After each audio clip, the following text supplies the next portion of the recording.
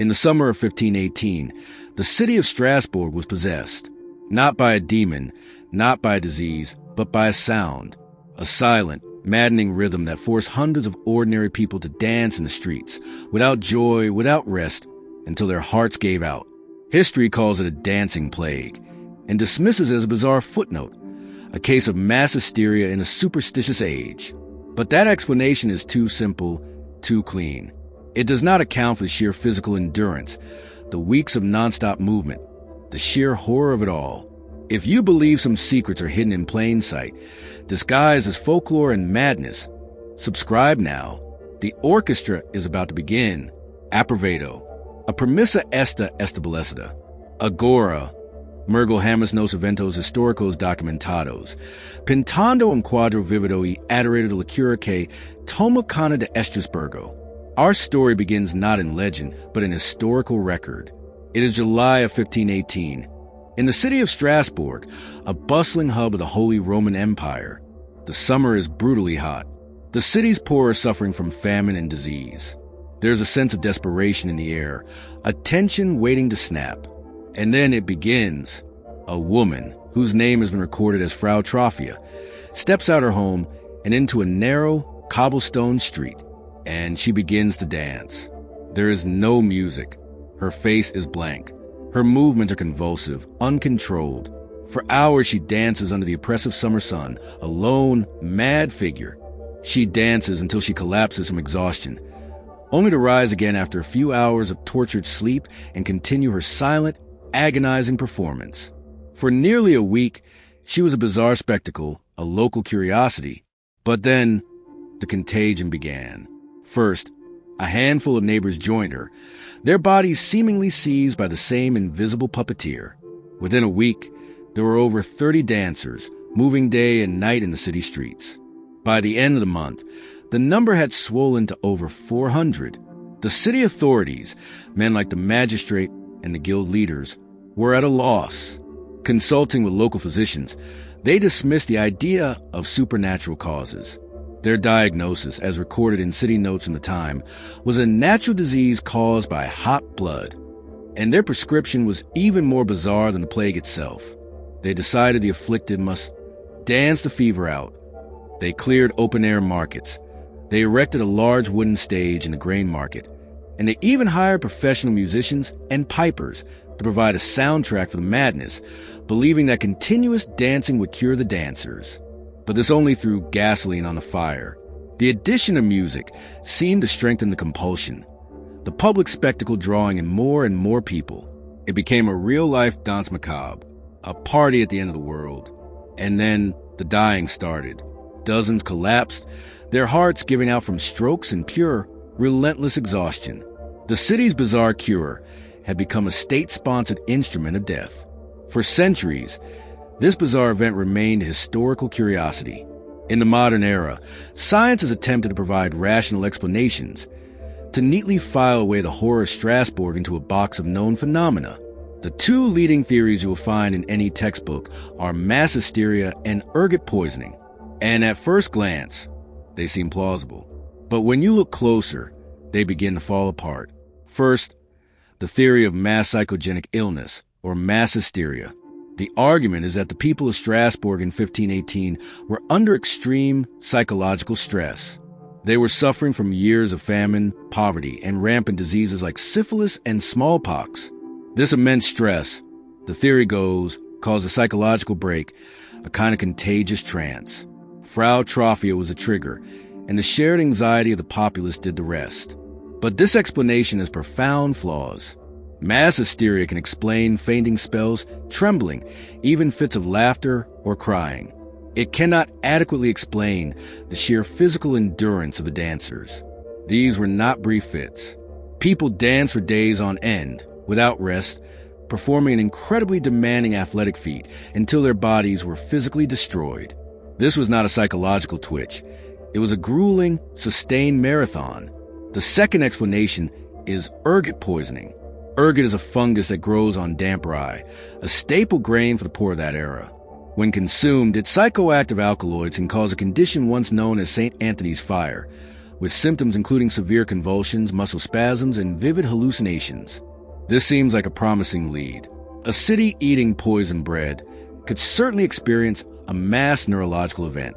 But again, the symptoms don't quite match the historical record. The primary physical symptoms of ergotism are writhing, spasming convulsions, not the coordinated, rhythmic, and recognizably dance-like movements described by witnesses.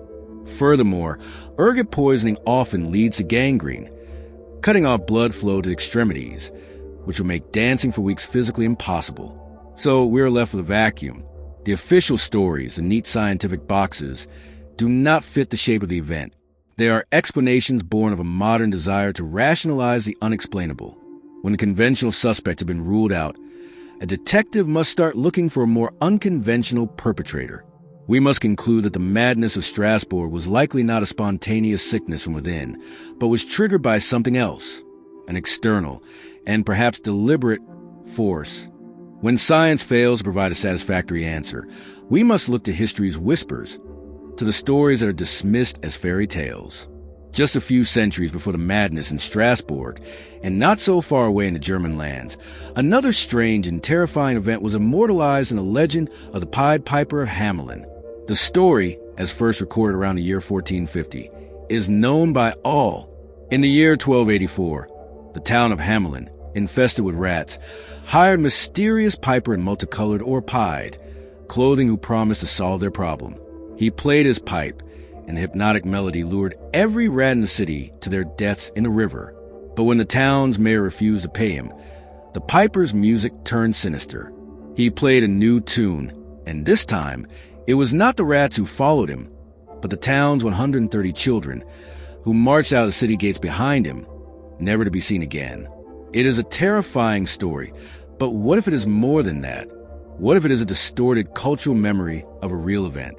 A memory of a person or a group who possess the uncanny ability to influence the behavior of living beings through the power of sound. The magic pipe is simply a primitive explanation for a technology they could not understand. A technology of hypnotic rhythm, of entrancing melody, and perhaps of frequencies that operate below the level of conscious hearing. This is the core of the forbidden theory. The Piper of Hamelin was not a myth. He, or what he represents, was real. And in the summer of 1518, a new piper came to Strasbourg. This time, the goal was not to lure away children. The goal was to test a more advanced version of this sonic technology. They didn't use a literal magic pipe that could be seen and heard. They used a more sophisticated understanding of acoustics, of biorhythm, perhaps even of infrasound, low-frequency vibrations that can cause feelings of anxiety, dread, and a loss of control. They unleashed a silent, invisible frequency upon a stressed and vulnerable population, a devil's music designed to hijack the human body and force it to move and move and move until it broke. If the madness in Strasbourg was not a disease, but an attack, we must ask the crucial question: who in the 16th century could have possessed such a dark and esoteric knowledge of acoustics and human psychology? Who could have composed this devil's music? While the culprits remain in shadow, the historical context gives us several terrifying suspects. Our first suspect is a secret cult. The phenomenon of dancing mania, or tarantism, was already known in Italy, where frenzied dancing was supposedly a cure for a tarantula's bite. But many historians believe this was a cover story for survival of ancient pagan rituals, the secret rites of the god Dionysus. Is it possible that a secretive Dionysian cult was active in the Rhineland, and that the Strasbourg event was a ritual that either escaped their control or was a deliberate, terrifying display of their power over the uninitiated? Our second suspect is a lone, brilliant, and perhaps mad occultist. This was the age of the great alchemists, men who walked the line between science and magic. The famous physician and alchemist Paracelsus, who wrote about the dancing plague, was known to be traveling in the region around that time. While he diagnosed it as a natural disease, was this a misdirection? Could he, or one of his rivals, have discovered the principles of sonic resonance and its effects on the human body, testing this forbidden knowledge on the unfortunate populace of Strasbourg? Our final suspect is the most chilling. This could have been a deliberate act of political, psychological warfare. Strasbourg in 1518 was a city in turmoil.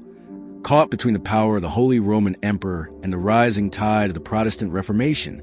In an age of spies and secret societies, what better way to destabilize a city, to sow terror and chaos, than unleash a plague that could not be seen, fought, or understood?